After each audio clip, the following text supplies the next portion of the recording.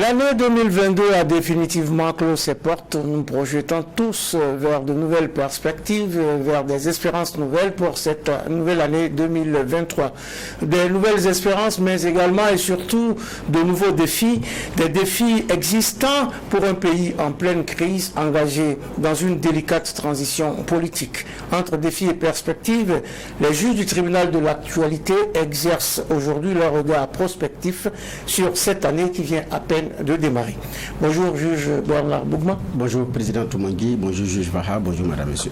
Bonjour juge Bougma, bonjour président Toumangui, bonjour auditeurs et téléspectateurs. Bonjour chers juges, bonjour à toutes, bonjour à tous et bienvenue à cette nouvelle audience du tribunal de l'actualité sur la télé interactive True TV et en simultané sur Radio Watt FM, c'est la radio 100% urbaine. Une audience qui démarre avec la sonnette des avant-propos.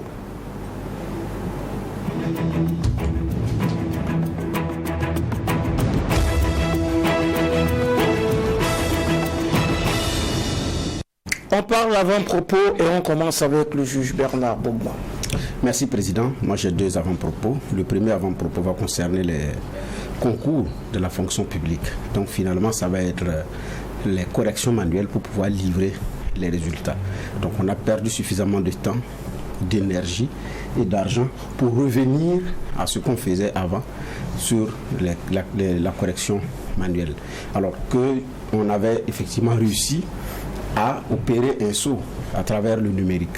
Et s'il faut faire cette reculade, c'est parce que de mon point de vue c'est une reculade, on n'a pas pu consolider. J'espère bien que c'est juste pour la parenthèse de cette année et qu'on pourra mieux consolider effectivement pour avancer. Je le dis d'ailleurs parce que lors du dernier conseil des ministres, il a également été fait cas de la dématérialisation, même dans les paiements, c'est la tendance. Si on commence la dématérialisation à un certain niveau et qu'il faut reculer encore pour revenir, je dis c'est une reculade. Mais bon, reculer pour mieux sauter. De toute façon, on est à nos débuts. C'est sûr qu'il y aura des erreurs. Nous allons apprendre de nos erreurs pour mieux faire, certainement. Donc, c'est un seulement basé qui est aussi sur la solette avec cette affaire parce que ce sont les tout premiers concours de la fonction publique qu'il organise en tant que ministre de la fonction publique. Donc, quand on sait que l'homme a incarné rigueur, innovation et tout ce qu'il disait, donc aujourd'hui, il est vraiment au pied du mur pour prouver effectivement comment est-ce qu'on peut avoir une administration moderne. Parce que la modernisation aussi va passer par cette dématérialisation. Mais vivons aussi les résultats parce que ça a quand même trop duré pour des candidats qui s'impatientent. Watt FM True TV avait déjà fait un reportage sur les inquiétudes et les attentes des candidats. Il y en a qui disent que bon, ils ne croient même plus, ils sont en train de passer à autre chose. Donc, il y a cet espoir-là qui est en train de s'émousser. Il y a un calendrier de formation qui va être très difficile à gérer et après, il y aura des chevauchements qu'il faut gérer. Donc, tout ça pour ça, je pense que c'est déjà bien de penser à une alternative pour que les résultats soient là, mais c'est mieux également de consolider ces acquis qui avaient commencé à être engrangés dans la dématérialisation au niveau des concours de la fonction publique. Rapidement, le deuxième avant-propos, comme on parle de numérique également, c'est dans ce domaine des réseaux de téléphonie. Vous avez un numéro avec un compte, vous voulez envoyer de l'argent à quelqu'un d'autre sur un autre réseau, on vous coupe les frais de transfert. Et comme ce n'est pas de réseau à réseau, il faut envoyer un code de transfert, la personne reçoit le code, mais n'a pas l'argent. C'est-à-dire que vous envoyez, on vous coupe les frais d'envoi, mais la personne ne reçoit pas son argent. Au bout de 3 jours, on vous prévient que ce n'est pas encore parti. C'est le 4e jour qu'on vous restitue votre argent selon les délais légaux. Le 4e jour, on vous restitue votre argent. Mais les frais d'envoi, là, on ne vous restitue pas ça. Ça, c'est un vol. Parce que vous ne pouvez pas payer pour un bien que vous n'avez pas consommé. Et je ne comprends pas que avant ça marchait, que parce que vous avez des concurrences entre vous, vous tendez des crocs en jambes, que vous bloquez les transactions du client. Non. Et ce n'est pas une fois, ce n'est pas 2 fois. Si vous avez des problèmes, il faut les régler, mais le client ne doit pas casquer pour la concurrence. Et ce n'est pas normal. Je dis, ce n'est pas une fois, ce n'est pas 2 fois, et ça continue. Non. On fait un transfert de réseau à réseau, et puis vous bloquez. Et au bout de 4 jours, vous ramenez avec un message d'ailleurs en anglais pour vous informer que votre argent vous a été reversé. Mais c'était parti pour gérer une urgence, vous faites quoi après? Non. nous ne devons pas casquer pour ça. Il faut que les réseaux se parlent et puis règlent ce problème. Et en ce moment, le ministère qui s'occupe de l'économie numérique est fortement interpellé sur cette affaire parce que c'est pas normal. Interpellation donc à gauche, interpellation à droite, interpellation tous azimuts. Juge Geoffroy Bara, quel est votre avant-propos du jour?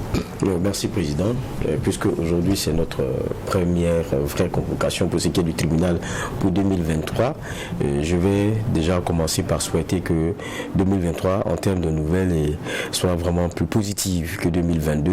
On a fait une très belle émission Rétro 2022 sur ce qui s'est passé. Quand même 3 présidents en un an, ça veut dire ce que ça veut dire. C'est donc plus de stabilité pour ce Faso-là. La paix, parce que pour moi c'est la première des richesses. C'est ce après quoi nous courons. Et puis que les autorités soient éclairées dans les choix qu'ils feront et que ce soit pour le bien des populations. Et que chaque Burkinabé, là où il est, parce que le vœu c'est bon, mais l'application des choses qu'on souhaite se fait par soi-même et par l'effort qu'on fait. Et donc que les Burkinabés eux-mêmes épousent cette façon de vouloir que le Burkina change en changeant soi-même. Et pour moi, ça, c'est très important, en apportant donc sa pierre à l'édifice de la construction de ce Burkina-là. Donc, quand on sait qu'on veut aller ensemble quelque part, il y a des éléments qu'il faut taire, de dissensions qu'il faut taire, et je pense que ça, c'est très important pour nous. Et puis, je pense aussi au monde économique qui se veut résilient, mais qui est très, très touché, et ça, c'est logique, forcément par la situation et le contexte aujourd'hui. Et on espère qu'on aura un contexte 2023 plus intéressant et qu'il aura un regard aussi sur ce point-là. Parce que, quoi qu'on dise, pour faire la guerre, il faut aussi qu'il y ait derrière aussi une économie qui soit quand même assez forte et pas laminée. Et c'est ce que je souhaite donc pour ce Faso-là cette année. Et puis voilà, on est en 2023. Une année qui est déjà enclenchée, 2023, 4e jour de cette année. C'était la séquence avant-propos des juges du tribunal de l'actualité. Une audience qui évoque aujourd'hui les défis et les perspectives du Burkina pour cette nouvelle année qui démarre. Et pour commencer, les juges reviennent sur le message du nouvel an du président de la transition, Bernard Bougma. Qu'est-ce que vous retenez d'essentiel dans ce message qui nous a été délivré donc, le 31 décembre dernier? Ok, merci Président. Avant également de répondre véritablement à votre question, c'est vrai qu'à demi-mot, on l'avait dit lors de notre dernière émission, c'est revenu également souhaiter tout nouvel et meilleur pour 2023. Donc une année de paix, de santé, de surprenantes et merveilleuses aventures pour tout le monde, et puis qu'on ait de bonnes surprises, et ce qui est enclenché comme stratégie de reconquête du territoire national, que cela puisse effectivement l'être, et que le Burkinabé parle à l'unisson dans le cadre de la défense de l'intégrité du territoire et des autres aspects. Pour répondre effectivement maintenant à votre question par rapport à cette adresse du chef de l'État, dans la forme, c'est une tradition renouvelée ou répétée au niveau de la République. Donc, il a sacrifié à cette tradition. Donc, il n'a pas dérogé à cette règle. Deuxième aspect de forme, c'est aussi le lieu, qui était un grand symbole, un symbole fort sur l'Enzo, qui était tombé sous l'escarcelle des terroristes il y a quelques mois. Donc ça, c'était un symbole fort allié à Solenzo, et le faire, c'était un symbole fort. Ensuite, c'était le décor d'ailleurs de ce message. Le décor, il n'est pas virtuel.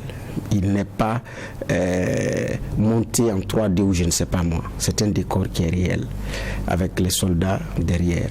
Et un chef de l'État dans ses attributs de commandeur, comment on appelle ça, chef suprême des armées, donc combattant numéro 1 de la République, qui est dans ses attributs avec d'ailleurs les éléments de l'armement pour pouvoir s'adresser au Burkinabé. Donc effectivement on est dans une situation d'urgence, que ce soit rédigé même un discours devient effectivement un problème. Donc c'est ce symbole là que moi je retiens. Ça c'est déjà dans les éléments de forme. Donc pas un discours suffisamment écrit avec de la structure, du contenu bien étoffé, avec des phrases poétiques pour pouvoir embellir le discours, parler crûment comme ça, comme il avait l'habitude de le faire. Donc, j'ai dit, ça, ce sont d'abord les appréciations de forme. Mais maintenant, dans le fond aussi, c'est cet esprit que nous devons avoir, comment on appelle ça, parler le même langage. Et ensuite, le fait aussi de penser à ceux de l'extérieur et à nos pays amis, parce que ce sont des éléments de fond et de forme qui ont donné, comment on appelle ça, un autre piquant à ce message-là. Mais il n'a pas voulu le faire comme les autres le font. Ça, c'est à sa façon et dans le contexte actuel où nous en sommes. Donc, ce sont déjà mes premières appréciations que je donne avant de pouvoir venir dans le fond. Alors, les questions de forme qu'a soulevé le juge Bernard Bougma sont réelles. En effet, il y a eu cet effort de rester, de faire corps avec la société, les populations du Burkina en allant prononcer ce discours-là à Solenzo, Geoffroy. Oui, c'est plein de symboles. On sait ce que représente aussi Solenzo. Et puis, ça retentit encore dans la tête de tout le monde. Les premières prises de parole de Ibrahim Traoré pour justifier aussi le fait qu'il ait, ils aient écarté Damiba. C'est sur les questions aussi sécuritaires qu'il pensait ne plus être la question prioritaire et primordiale. Et donc, je pense que depuis, avec toutes ces sorties, c'est ce qu'il dénote. La question sécuritaire est pour lui la question primordiale. Et quand vous regardez, jusqu'à présent, on n'est pas dans des questions de négociation. Il est dans le dur, c'est-à-dire qu'il faut faire la guerre. Peut-être qu'après viendra autre chose, mais il faut d'abord courageusement faire cette guerre-là. Il le dit, et je pense que ce n'est pas que des mots, parce qu'à chaque fois, lorsque l'occasion se prête, en tout cas, il y apporte l'acte. Et quand vous voyez, dans son discours, c'est un chef de guerre. Pas seulement un président, mais c'est comme quelqu'un qui fait corps avec son armée. Ça, c'est ce que ça dénote d'abord. Vous voyez, avec les quelques hommes derrière, vous voyez l'ancien avec Solenzo, tout ça. Pour moi, c'est vraiment plein de symboles. Et puis, il ne vient pas, je n'étais pas là-bas, mais quand vous voyez les discours, la façon dont c'est donné, c'est pas avec un prompteur. On ne fait pas tout le déplacement pour venir faire une mise en scène et puis voilà, allez. Non, il a laissé parler son corps comme il aime le faire. Il aime le faire habituellement. Donc, ça donne ce goût de naturel-là. Maintenant, quand vous regardez aussi, là, je vais maintenant sur certaines questions de fond. Avant d'arriver au fond, rapidement, Geoffroy Vara, on apprend aussi qu'il y est allé par la route. Il est allé par la route, c'est tout le symbole. Bon, certains faisaient beaucoup plus l'hélico, et puis ils se faisaient héliporter, et puis après, ils revenaient. Et ça, c'était pas forcément le bon message. Mais là, c'est vrai aussi que pour certains, c'est quand même aussi le président de la transition. Donc, il faut faire aussi attention. Mais je pense que c'est des éléments aussi de message. Parce que ce sont les mêmes soldats qui prennent ces routes-là. Ce sont les mêmes populations qui prennent ces routes-là. Et donc, c'est vrai que lui, il aura forcément une sécurité bien blindée. Mais c'est aussi un message pour moi qui est apporté. Aujourd'hui, c'est vrai que pour certains éléments, il y a des solutionnements d'envoyer par exemple la nourriture de façon héliportée, mais il montre le message que ce qu'on veut à la fin, c'est que tout le monde puisse passer là où il veut au Burkina, mais avec toute la quiétude. Et puis montrer aussi que quand on va jusqu'à Solenzo par la route, ce n'est pas pour le faire en aller-retour puis c'est fini. Ça veut dire que, et ça dans le discours il le dit aussi, ce n'est pas conquérir seulement, il faut pouvoir garder la consolidation. Ça, il en parle. Donc, pour moi, il y a beaucoup de symbolique dans ce discours-là. Il est succinct. Regardez même le temps. Regardez le temps du discours. Je ne l'ai pas, mais il est très court comme discours. Il est vraiment. Je me demande même si on atteint les 10 minutes. Il est très court. Le discours. Il est sans fioriture. C'est-à-dire que c'est un message qui est bien cadré, destiné. Et ça, c'est maintenant peut-être je vais rentrer dans les questions de fond. Bien sûr. Quand on écoute son message, il fait allusion à nous. Parce qu'il dit, pendant que nous, on est à autre chose, à la fête, eux, ils sont à faire la guerre. C'est là où il fait allusion aux autres. Sinon, pour le reste, c'est un message qu'il adresse à ces hommes. C'est dit que c'est un président dans la tête de qui le combat n'est pas quitté. On sent que c'est quelqu'un qui fait corps encore avec, je ne dirais pas l'armée de façon générale, mais avec ceux qui sont au front. Donc je pense que c'est ça qui a manqué aussi à un moment donné dans la façon de gérer les choses au Burkina Faso. Il dit, c'est un soutien qu'il est venu leur apporter, il leur apporte l'encouragement, il parle même des femmes qui font ce sacrifice-là, mais il fait allusion vraiment aux militaires. Et dans son discours du début à la fin, c'est vraiment galvaniser ces gens-là qui sont au front et puis faire comprendre aux autres que c'est un sacrifice ultime. Et je pense que ça, c'est un message qui est pour moi assez fort. Assez fort. Ce n'est pas un discours de traité où on vient encore faire des promesses. On parle même du monde syndical, de ceci, de cela. Je vais faire ceci. J'avais dit que j'allais faire cela. Vous avez vu que je l'ai fait. Bon, on n'est pas dans cela. On est dans la guerre. On est avec des gens qui sont au front. On a un combat à mener. Et tout ce qu'il rappelle, c'est que j'ai commencé à réorganiser les choses et sans entrer dans les détails. Et ça va être consolidé. Il dit, sur le plan tactique, il parle à ses hommes, il dit, vous avez déjà senti sur le plan tactique les changements. D'un point de vue structurel, c'est-à-dire stratégie, dans les jours à venir, vous en saurez encore plus. Donc, il est vraiment dans un discours avec ses hommes. Et pour moi, c'était calibré. C'était le discours du moment, c'est-à-dire qu'il n'y avait pas à aller chercher outre mesure, ce n'est pas le moment de vouloir donner des explications sur toutes les plaies du faso, non. On a un élément principal, c'est la guerre. Et là, on a l'impression que le jeu de rôle il est bien défini. Il y a un président de la transition qui est focus sur ce qui doit se passer sur le terrain, et sûrement il y a un exécutif qui règle les autres choses. C'est ce qu'on appelait ici de tout nouveau depuis. C'est ce qu'on appelait, il a dit, capitaine Ibrahim Traoré, que la reconquête est bien, certes, mais la consolidation est celle qui va commencer maintenant. Il a dit aussi la réorganisation de l'armée a commencé depuis quelque temps et nous sommes dans une phase de changement de tactique. Bernard Bougman. Oui, il dit que c'est la tactique qui change, pas la stratégie. Bon, c'est un langage suffisamment militaire. Il dit que les hommes ont consulté et ont constaté ce changement de tactique-là avec les résultats qu'ils sont en train d'engager sur le terrain et les victoires qu'ils sont en train d'engager sur le terrain. Et que la question stratégique, le changement de stratégie va rentrer dans le cadre de la réforme globale, la réorganisation globale qui est à venir. Donc, bon, pour nous, les profanes de ce milieu militaire, tactique, stratégie, ce que le citoyen attend, c'est d'être sécurisé, c'est d'avoir de la victoire, comme il le dit. Pendant qu'ils sont en train de chercher le pain quotidien, qu'ils soient en brousse pour veiller sur les citoyens, et la nuit, pendant que le citoyen dort, qu'ils soient également là pour veiller pour qu'ils dorment tranquillement. Donc, je pense aussi que nous, les citoyens, nous, civils, je veux dire, nous devons pouvoir intégrer que effectivement c'est un élément qui est fondamental. Nous vaquons à des occupations, nous avons un certain nombre de choses que nous menons, des activités, mais pendant ce temps, il y a des hommes qui veillent au grain. Mais maintenant, tactique qui change, la stratégie reste. Bon, déjà, ce qu'on peut dire à ce niveau, on a vu la création de 2 nouvelles bases aériennes à Fada et à Kaya. La création de nouvelles régions militaires, je pense que c'est passé maintenant à 6 régions militaires. Et puis, l'armement qui a été acquis, bon, c'est que c'est de ça qu'il parle, de changement de tactique. Voilà, mais maintenant, je dis bien c'est un langage militaire, il n'est pas allé suffisamment loin, il a même dit aux hommes qui sont en train de constater ce qu'ils sont en train d'engranger sur le plan terrain. Et bon, nous allons nous en tenir à ça, parce qu'on ne peut pas rentrer dans ces détails de changement de tactique ou de stratégie. Voilà.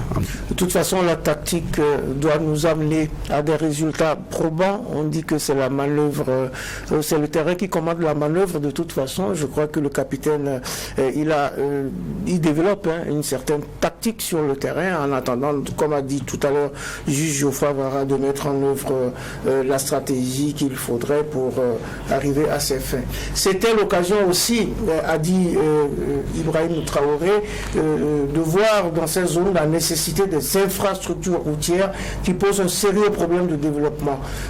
Nous verrons quel programme urgent d'investissement en infrastructures routières mettre en œuvre pour accompagner l'élan de cette guerre. C'est aussi une fenêtre d'espoir qui ouvre pour ces régions complètement démunies et qui sont également source de radicalisation et de terrorisme. Évidemment, pour les quelques fois où on a pu avoir un échange direct avec lui, il a toujours été focus là-dessus. Il a dit, si la question du terrorisme là, a atteint aujourd'hui ce seuil-là, c'est parce qu'il faut assumer qu'il y a des régions du Burkina qui ont été délaissées. Ça, il l'a toujours dit. Il dit, quand vous regardez des points de vue infrastructurels, il y en a qui sont vraiment délaissés pour compte, qui sont des abandonnés. Et quand c'est comme ça, c'est des recrutements faciles. Parce que, oubliés par l'État, ils sont facilement ils sont faciles à convaincre. Et c'est ça aussi pour moi qui est important. Donc il n'y a pas seulement, comme je l'ai dit, à dire que non, c'est ceci, c'est cela, mais il faut apporter une solution à cela. Mais quand il parle de la route, vous voyez qu'il met un double, il rappelle un double enjeu. C'est-à-dire, ça sert même la guerre. Bien sûr. Ça sert la guerre parce qu'il faut bien acheminer. Si vous faites des acquisitions, il faut bien les acheminer. Vous les acheminez comment? Si vous n'avez pas les routes adaptées, si tout n'est pas... Si les routes sont minées. C'est vraiment compliqué. Et il y a aussi la question du développement. Et ça, tout le monde est d'accord. Toutes les parties du Burkina Faso n'ont pas bénéficié de la même attention. Et quelquefois, quand vous regardez, je pense que c'est la guerre aussi qui nous ouvre les yeux. Hein. Quelquefois, on dit à quelque chose malheur est bon. Sinon, on se pose quelquefois la question de savoir, mais est-ce qu'on sommeillait pour que, bénéficiant d'un contexte de paix pendant des décennies, on n'ait pas été capable de construire, de mettre des routes dans certaines parties du Burkina Faso qui n'en demandaient pas plus que ça. Et qu'il y ait des facteurs de développement, parce qu'on a des pôles de production et ça devrait permettre à ce qu'il y ait un lien routier qui permette aussi des débouchés, notamment pour ces producteurs et autres. Donc on se demande, mais on dormait ou quoi? Des gens qui se gargarisaient d'avoir le bon carnet d'adresse, d'avoir tout le monde avec eux, qui étaient l'influent dans la sous-région, mais vous n'êtes pas capable, alors qu'on est en période de paix, de pouvoir mobiliser de l'argent pour pouvoir construire du goudron, du bitume pour rejoindre certaines zones. Quand vous allez, il y a des coins, il faut dire la vérité, le modernisme n'est pas encore arrivé là-bas. Mais ça veut dire que c'est des abandonnés. Et la conséquence aujourd'hui, c'est ce qu'on est en train de vivre. On a fait des choix claniques, des choix presque ethniques, dans même comment dire cela, dans ce qu'on a comme élément pour booster certaines régions. Mais quand vous finissez, ne vous surprenez pas de ce que certains soient plus enclins à écouter un message parce qu'on le chante que l'État les a oubliés. Mais c'est pas faux. Mais ce n'est pas faux. Et donc, je pense que quand il pose ce problème, il met le doigt sur quelque chose qu'il a déjà présenté à plusieurs reprises. Et donc, je pense que c'est un élément qui lui tient à cœur. Et moi, ce que je retiens aussi là-dedans, c'est que c'est d'autant plus important que ça, c'est réaliste, c'est réalisable, même dans un moyen terme. C'est ça qui est important. Sinon, bon, moi j'ai écouté le discours du Premier ministre, il y a beaucoup de choses qui sont intéressantes, mais il y a des projets, je ne dirais pas qu'ils sont pharaoniques, mais ça ne dépend pas d'une transition. Alors vous parlez de la déclaration de politique générale. Ça, c'est des éléments concrets. Ça, c'est des éléments concrets concernant la route. Il y a des choses qu'on peut commencer déjà. Et je pense que ça, c'est important. C'est important, Bernard Bougma, qu'on développe les routes et qu'on désenclave finalement ces localités laissées à elles-mêmes. Il y avait eu un programme d'urgence ou un programme pour développer le Sahel. On ne sait pas ce que c'est devenu. Je ne sais pas finalement en termes de bilan où est-ce qu'on est arrivé. Ce que propose Ibrahim Traoré aujourd'hui, c'est d'arriver à multiplier ce genre de programme. Oui, tout à fait. Parce qu'il dit même que parce que la mobilité logistique nécessite même ces infrastructures routières. C'est ça. C'est-à-dire que même l'armement, le matériel roulant a besoin de comme on appelle ça, de voies d'accès. C'est ça. C'est ce qu'a dit le juge Varra tout à l'heure. Mais maintenant, le programme d'urgence pour le Sahel, je pense que c'est un programme qui avait été initié en son temps quand Simon Compaoré, qui était ministre de la Sécurité, avait fait un grand tour au niveau du Sahel pour visiter effectivement les points névralgiques. C'est à son retour qu'il a constaté qu'effectivement sur le plan infrastructurel, il y a un problème. Et le programme d'urgence pour le Sahel a été lancé dans ces conditions-là. Mais après, il fallait mobiliser des ressources. L'autre aspect, c'est qu'il faut sécuriser maintenant la zone d'ailleurs pour que les travaux se déroulent normalement. Il y a des bitumes qui ont été stoppés, il y a des chantiers qui ont traîné.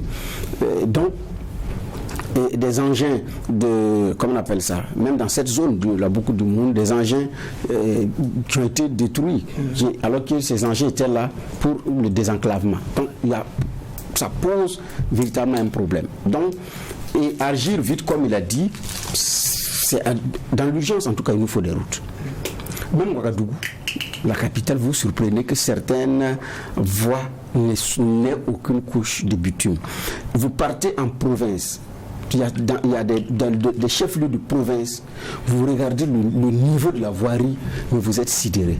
Il faut attendre un hypothétique 11 décembre pour avoir du bitume ou avoir de l'amélioration. Il y en a qui ont traîné un goudron colonial depuis des lustres et ce n'est que le 11 décembre qui est venu régler certaines portions de, comme on appelle ça, de ces localités-là. Non, c'est quand même, il y a un problème. Donc, on a eu suffisamment de temps de stabilité et de paix, de calme, comme l'a dit Geoffroy. Qu'est-ce qu'on en a fait d'ailleurs en termes de désenclavement, en termes de développement? Et il y a beaucoup de monde, on l'appelle le grenier du Burkina. Il n'y a pas de doute. La zone de Solenzo, la prise de Solenzo, c'était en pleine saison pluvieuse. C'était difficilement accessible d'ailleurs par les forces de défense et de sécurité en son temps. Donc ça a permis aux terroristes de profiter de cette période-là, non seulement pour s'installer, et maintenant pour prendre le contrôle de la zone. Donc il y avait déjà un problème d'accessibilité. Vous voulez aller à Solenzo, vous quittez des Dougou pour Solenzo, vous quittez beaucoup pour Solenzo. Mon vieux, moi j'ai fait l'axe. C'est un parcours du combattant. C'est des routes impraticables, pratiquement. Surtout en saison pluvieuse, c'est très grave. Alors que c'est une bonne, ce qu'on appelle le grenier du Burkina. Mais comme on prend les céréales dans le grenier, si on ne peut même pas accéder au grenier, on n'y a même pas pensé. Je prends l'Est, c'est le grand scandale. C'est le Sud-Ouest, pareil. On n'est pas, en termes d'infrastructure routière, ça ne va pas. Donc, et là, effectivement, il touche du doigt quelque chose. Maintenant, c'est dans l'urgence, maintenant, comment on fait? Parce que nous voulons nous équiper militairement, nous voulons en même temps des routes. Mais il faut aussi sécuriser les chantiers pour que les ouvriers puissent travailler dans l'urgence et avoir un bon bitume dans l'urgence. En tout cas, on est dans un pays de l'urgence et ça, c'est peu de le dire. Nous sommes dans un pays de l'urgence, beaucoup de défis à relever, mais également, vous l'avez dit d'ailleurs dans votre avant-propos, Geoffroy Vara, relever le défi économique paraît également une priorité pour 2023, étant entendu que le tissu, vous l'avez fait remarquer à plusieurs reprises sur différents plateaux de Tri TV, le tissu économique est en lambeaux, il va falloir tout reconstruire. Cette priorité s'inscrit-elle pour vous en top liste des priorités à résoudre en 2023? Oui, je dis que après, quand la guerre est finie là, il faut se regarder.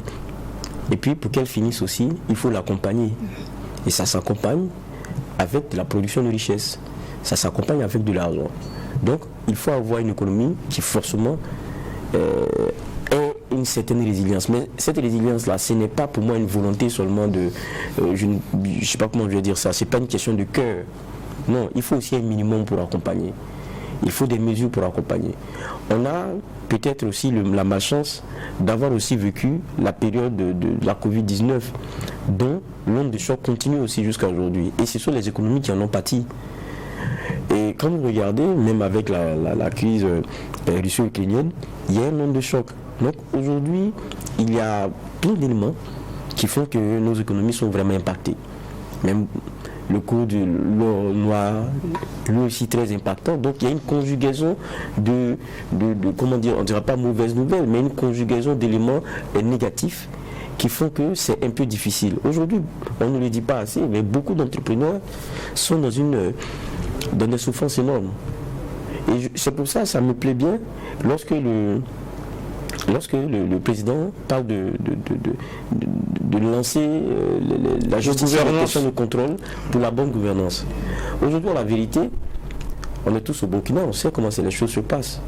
C'est-à-dire que les changements créent de nouveaux riches et de nouveaux entrepreneurs.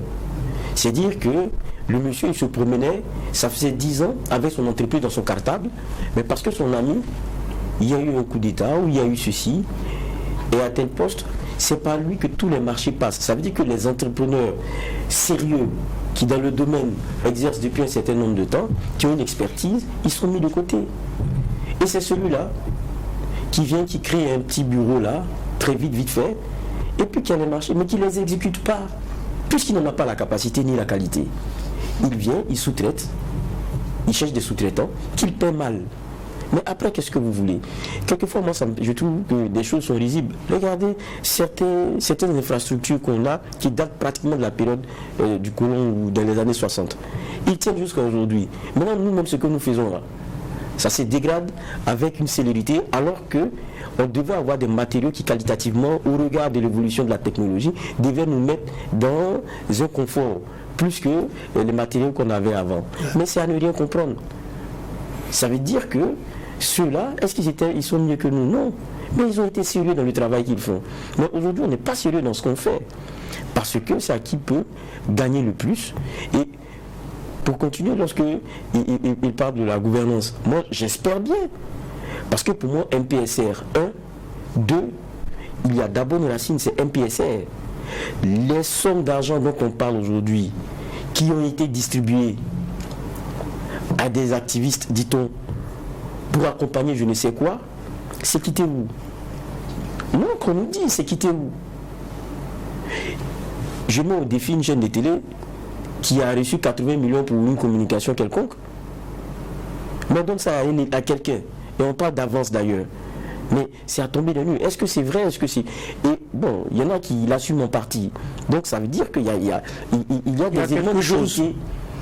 Mais est-ce que le Burkinabé a autant d'argent dans cette lutte contre le terrorisme pour se permettre ça? Oui. Donc quand on doit regarder, il faut regarder dedans. Quels sont ceux qui se sont permis de distribuer de l'argent comme ça et comment?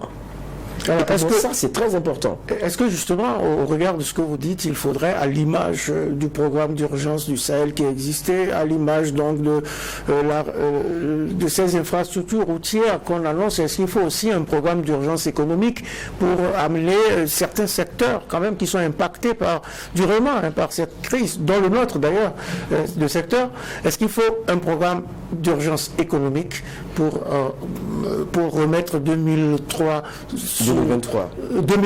pardon, dans les bonnes perspectives? Oui, je pense qu'il y a un genre d'accompagnement, il y a des éléments qui peuvent être possibles. Les puristes du domaine, je pense qu'on en avait fait le débat aussi dans la dernière partie de notre rétro 2022, avec notamment des économistes chevronnés, qui disaient qu'il y a des choses qui sont possibles. Il faut discuter, il faut accepter d'écouter certaines propositions. Sinon, on a, quoi qu'on dise, certains secteurs de l'économie où ça ne va vraiment pas. Ça ne va vraiment pas. Et puis, moi je pense que ce qui tue le plus ici, c'est la question du clientélisme et puis des marchés qui se passent avec de nouveaux cercles d'amis. Parce qu'il y a des gens qui ont construit des entreprises, qui sont sérieux et qui travaillent depuis longtemps. Mais ceux-là, quand les régimes, au fil du temps que les régimes sont, ils sont en train de voir le marché aller comme peau de chagrin. C'est pas parce qu'il n'en a plus, mais parce que il y a de nouveaux messieurs là qui sont autour des ministères, qui sont autour de ceci. C'est ceux-là qui se passent les choses. Mais on ne peut pas construire des choses comme ça. On ne peut pas construire une nation comme ça. On ne peut pas demander aux autres là d'être résilients dans un tel contexte. Oui.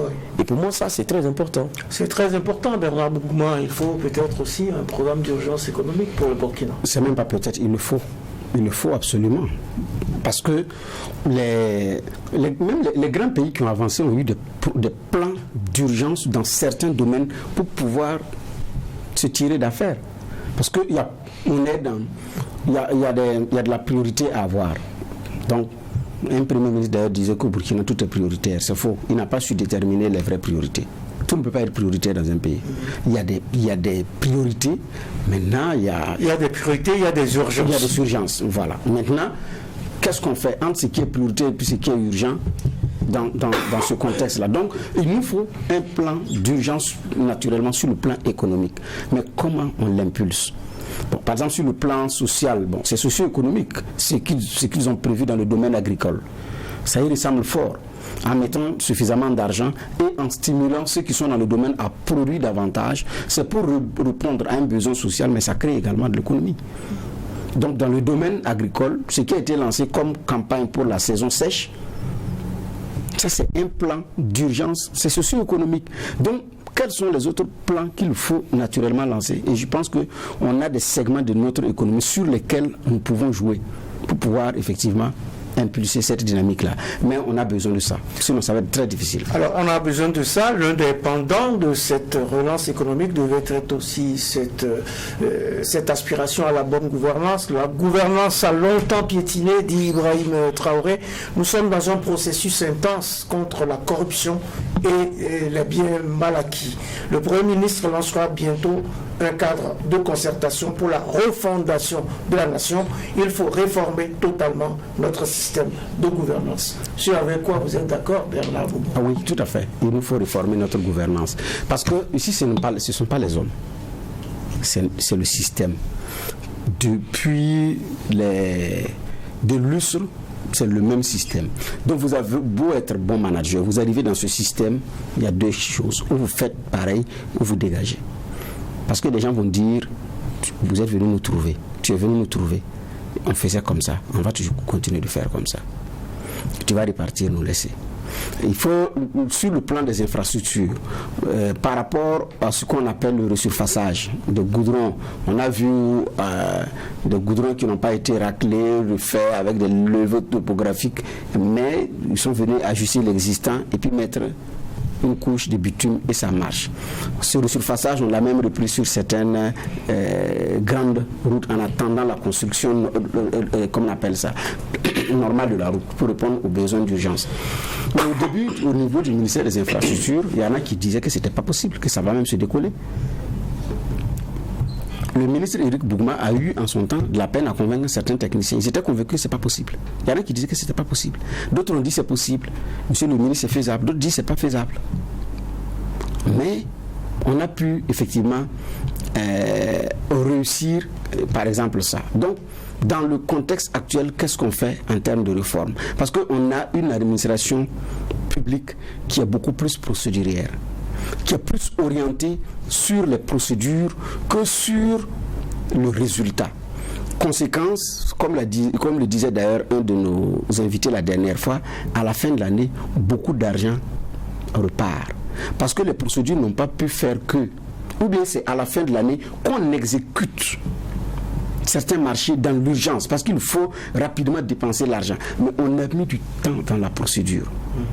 Voilà, c'est... Ces marchés sont mal exécutés. Oui, justement. Donc, parce qu'on est très procédurière, mais ça, ce qui est... En fait, le problème ici, c'est que vous avez une administration publique très procédurière, avec beaucoup de bonnes règles, bien écrites sur le papier. Mais ça n'empêche pas les malversations, ça n'empêche pas les détournements, ça n'empêche pas de surfacturer. Donc, il y a un problème. S'il faut respecter toute cette procédure pour arriver à un tel résultat, il faut revoir comment raccourcir les choses. L'ancien directeur général de Yalagdo, Bibia Robert Sangaré, il dit qu'il a pris sur lui la responsabilité d'aller négocier avec le ministre de la Santé pour négocier certains aspects de la commande pour Yalagdo. Parce qu'il fallait respecter les mêmes procédures de passation de marché pour obtenir des seringues ou des gants qu'on utilise en urgence. Donc quand il y a une rupture de stock et que vous avez un problème sur la procédure seulement, il faut reprendre tout à zéro. Conséquence, ce qui est social est même difficile à pallier parce qu'il faut respecter les procédures en la matière, sinon c'est pas ci, sinon c'est pas ça. Donc cette réforme doit intégrer certains éléments. Pourquoi dans d'autres pays ça marche plus rapidement? Pour la réforme et c'est ce système-là qui continue, donc de Blaise Compaoré, Arok Christian Kaboré, en passant par Damiba jusqu'au capitaine Ibrahim Traoré, c'est le même système, c'est la même façon, les mêmes procédures. Demandez aux collectivités territoriales. La dernière fois, je pense que le Conseil des ministres, il y a en gros 2 semaines, qui parlait de rallonge des délais en ce qui concerne l'exécution du PUS et puis au niveau des collectivités territoriales. Vous avez un seul contrôleur financier pour plusieurs communes à lui seul, donc il doit faire le tour de communes, viser les marchés et qui peut prendre son temps pour arriver. S'il y a une erreur, il faut encore reprendre. Parce que le contrôle, c'est un contrôle a priori. Les maires demandent un contrôle a posteriori. On piétine. Conséquence, le maire, il doit réaliser un ouvrage cette année, mais c'est l'année prochaine qu'il va réaliser l'ouvrage. Et quand il va venir faire son bilan, il dit que cette année, il a construit une école. Mais en réalité, l'école n'était pas pour cette année, c'était pour l'année dernière. Mais il ne dira pas que l'année dernière, on a construit une école, parce que c'est cette année que c'est fini. Et c'est pourquoi vous prenez les collectivités territoriales, c'est vers la fin des mandats que beaucoup de marchés commencent à être exécutés parce qu'on a traîné à la procédure et tout. Conséquence, il passe maintenant son temps à inaugurer et puis il fait sa pré-campagne avec. Mais comment on réforme ça? Il faut suffisamment de courage parce que le changement aussi n'est pas facile à accepter. Pour des gens qui sont moulés dans ça depuis des lustres, arriver à faire changer, ça va être très difficile, surtout que c'est ancré au niveau du mental.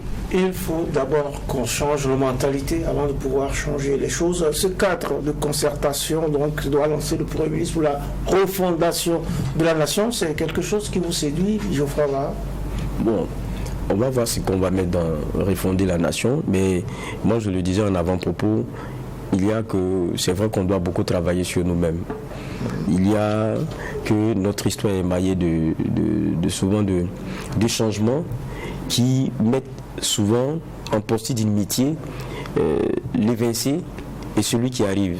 Donc on est, comme je le rappelais à un moment donné, dans une situation où il y a des Burkinabés qui souhaitent même que vous échouez parce que comme ça on le regrettera. Mais qui échoue? C'est le Burkina. C'est le Burkina qui échoue. Si ceux de Blaise Compaoré devraient espérer que la transition qui vient après ne marche pas, pour montrer qu'on a mal fait de mettre fin à un règne qui avait déjà duré plus de 20 ans, et que ceux de la transition doivent espérer que Roch Kaboré n'ait pas réussi parce que, il n'a pas fait ce qu'il fallait en termes de regard rétrospectif nous concernant. Il a cassé le mur, il n'a pas regardé dans le rétroviseur, il a oublié qui nous étions. Et si ceux de Roch Kaboré vont espérer et que Damiba, il échoue, et ceux qui peut-être ont pris un peu avec Damiba, espèrent que Ibrahim Traoré échoue. Mais qui échoue? C'est le pays. C'est le Burkina qui échoue. Donc il faudra qu'on évolue, qu'on quitte dans ces éléments. Moi, la dernière fois, je riais un peu quand je regardais des posts et ce n'était pas faux.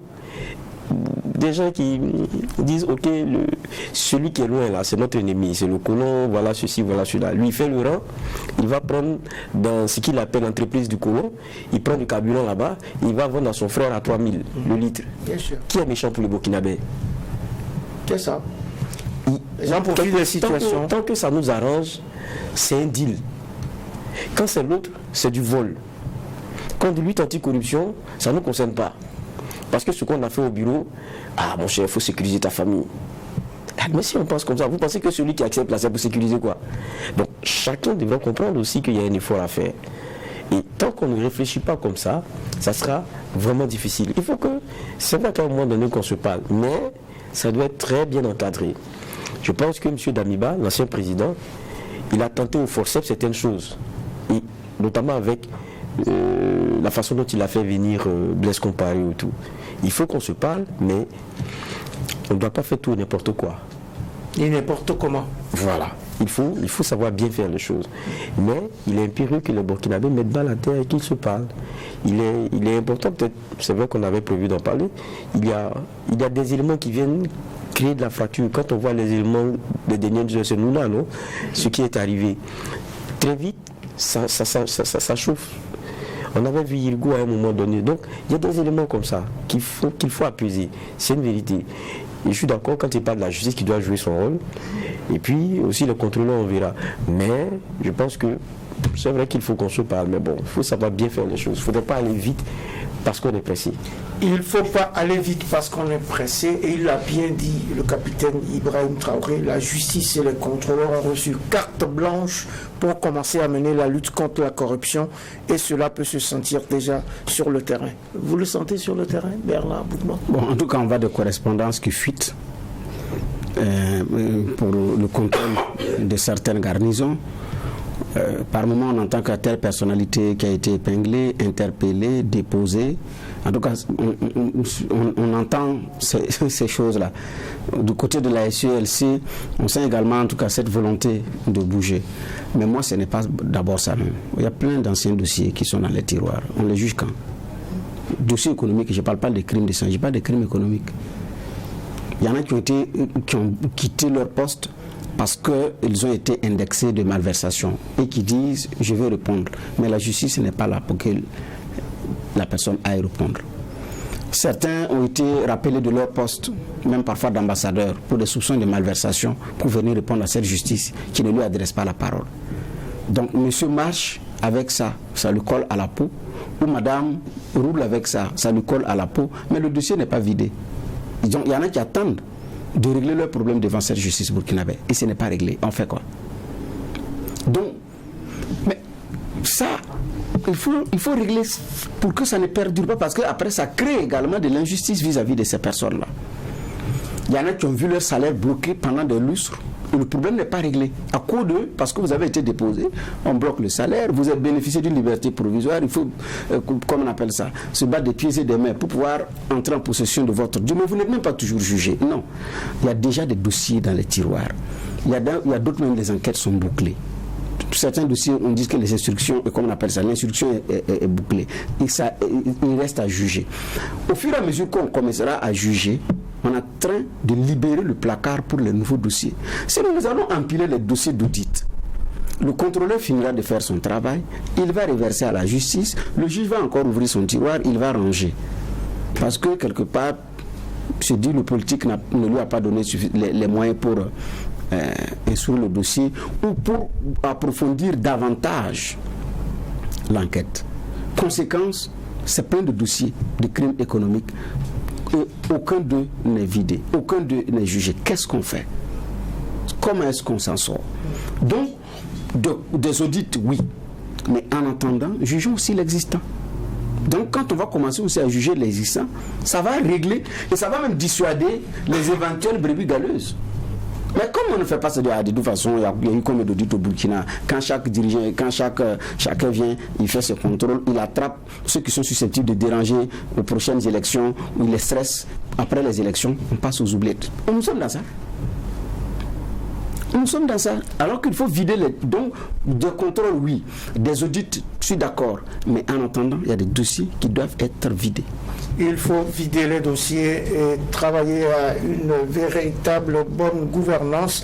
La gouvernance, elle est aussi politique et peut-être certains ont estimé que le capitaine Ibrahim Traoré n'a pas évoqué cette perspective politique de la fin de la transition en mettant aussi sur le tapis comment on compte sortir de cette transition. Vous avez l'habitude de dire, je vous ferai qu'il faut qu'on ait également à l'esprit que la transition doit se terminer un jour. C'est ça, elle doit se terminer.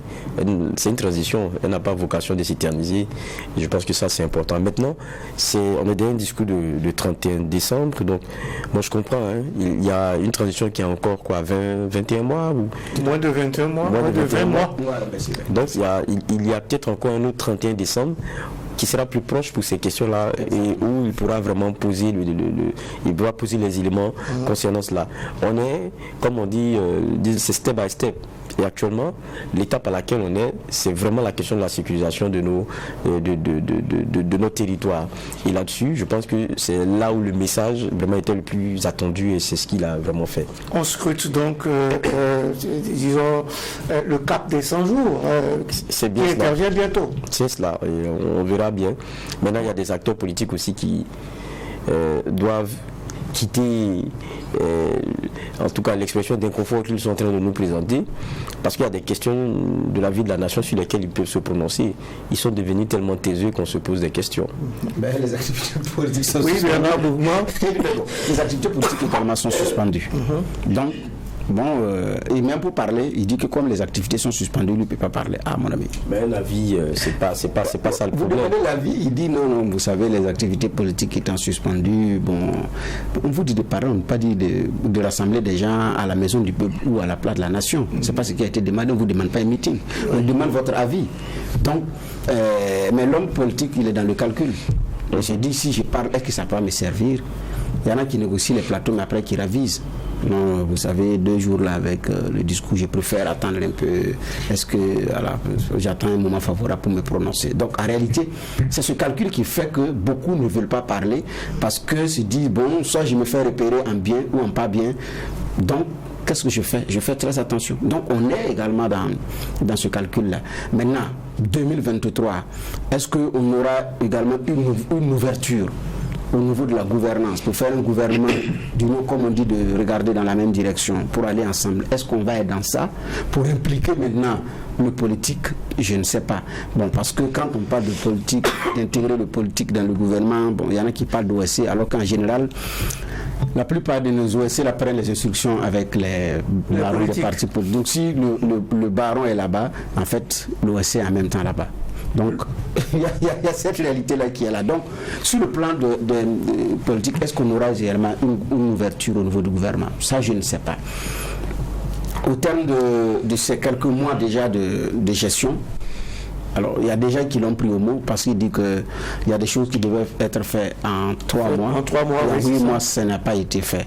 Donc quand les uns les autres ont attrapé ça aujourd'hui, le discours aussi, pour certains, c'est de dire qu'il a promis 3 mois. Il n'a qu'à venir faire le bilan des 3 mois. Bon, donc il y a un bilan qui est attendu. S'il a un bilan, il y a un bilan qui est attendu. Naturellement, il a un bilan. C'est à dire au Burkinabé pour qu'on puisse voir s'il est positif ou s'il ne l'est pas. Damiba nous avait promis des bilans. Bon, ça s'est révélé après être un cours d'histoire, alors qu'il y a un bilan à faire, puisqu'il y a eu même des contributions que les gens ont fait à l'effort de guerre en son temps sur un compte qui avait été ouvert. Ça, c'est par exemple un bilan qu'ils pouvaient nous faire. Sur le plan d'acquisition de matériel, combien ça a coûté aux contribuables burkinabés, ça c'est un bilan qu'on pouvait nous faire. Et aujourd'hui, le capitaine, dans son adresse au Burkinabé, dit qu'ils ont acquis comment on appelle ça, de la logistique, et ça va venir encore. Donc sur le plan aérien et sur le plan terrestre, ça coûtait combien? C'est un bilan que le Burkinabé attend. Donc comment est-ce qu'on aborde maintenant le cap à l'unisson? Je ne sais pas. Mais c'est aussi les hommes politiques qui regardent, qui attendent, qui se disent nous avons une contribution à faire dans la gestion. Pour peu que nous sommes appelés, nous allons jouer notre partition. Je pense aussi que jusqu'à et je fais partie de ceux qui défendent et j'assume que je ne suis contre la diabolisation de l'homme politique. Il y a, à l'intérieur, il y a des moutons noirs, je suis d'accord. Mais il faut diaboliser des gens qui vont revenir gérer après. On risque de créer une crise de confiance qui est déjà sérieusement entamée. On risque de renforcer cette crise de confiance-là.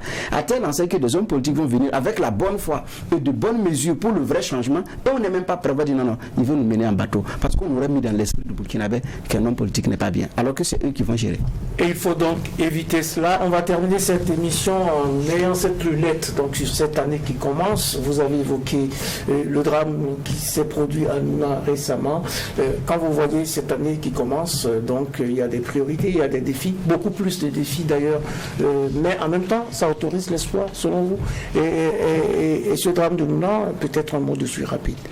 Bon, comme on dit qu'il y a une enquête qui est ouverte, on attend de voir ce que ça va donner, mais vraiment découvrir aussi des cadavres comme ça, c'est parce que c'est 21, je pense, la veille, puis le lendemain, c'est 7 autres corps qui ont été retrouvés. Oui, on est à 28. Voilà, 28 maintenant.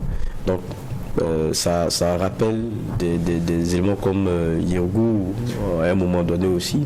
On a eu la guerre des chiffres. Il y en a qui parlaient de 200, je pense qu'on est resté à 40 et quelques, de façon officielle. Mais c'est pas ça le problème. Un mort, c'est déjà un mort de trop. Et j'ai vu le communiqué d'ailleurs du porte-parole du gouvernement qui appelait à l'apaisement. Parce que bon, il faut être focus sur certains éléments. Et je crois que ça aussi, c'est une réalité. Mais c'est bon aussi que la justice, dans ce cas de figure-là, se mette en branle et qu'on sache clairement les choses pour que, bon, il n'y ait pas de méfiance, il n'y ait pas de crispation entre mesures qui se créent. Et ça, c'est très important. Moi, j'ai parlé du cas de Yirgou parce que quand vous regardez jusqu'à présent, bon, on a l'impression que bon, des choses sont faites et puis on est là, on regarde. Il faut tirer les leçons.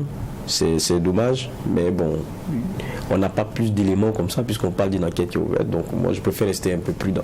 Alors, espoir quand même pour 2023? Oui, évidemment, espoir. 2023, forcément, beaucoup d'espoir même pour 2023. Mais le problème, j'ai dit toujours, ce n'est pas une question de foi seulement. Parce qu'on dit que la foi, même sans les œuvres, elle est vaine. Pour dire que ce qu'on veut que le Burkina soit, ça dépend de chacun de nous. Ce n'est pas qu'un vœu pieux qu'il faille avoir. Non, ce n'est pas de ça qu'il s'agit. Il s'agit de l'effort que chacun fera pour arriver à la destination du Burkina qu'on souhaite. Donc, il ne faut pas faire un vœu et s'asseoir. Chacun doit donc se demander ce qu'il fait pour le Burkina. Exactement. Quel est votre... vous restez focus sur l'espoir, sur les espérances pour 2023? Oui. De nature étant optimiste, je fonde l'espoir que 2023, on aura un vrai déclic dans la bonne direction.